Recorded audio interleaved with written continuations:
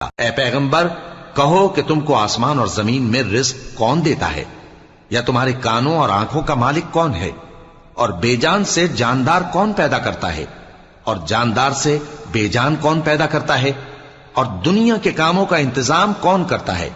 तो यही कहेंगे कि अल्लाह। तो कहो कि फिर तुम अल्लाह से डरते क्यों नहीं। यही अल्लाह तो तुम्हारा हकीकी परवरदिगार है, और हक बात के जाहिर होने के बाद गुमराही के सिवा है ही क्या, तो तुम कहां फिरे जाते हो। इसी तरह अल्लाह का इरशाद उन नाफरमानों के हक में साबित होकर रहा कि ये ईमान नहीं लाएंगे। इनसे पूछो कि भला तुम्हारे शरीकों में कोई ऐसा है कि खलकत को पहली बार पैदा करे और फिर उसको दोबारा बनाए। कह दो कि अल्लाह ही पहली बार पैदा करता है, फिर वही उसको दोबारा पैदा करेगा। तो तुम कहां उल्टे जा रहे हो।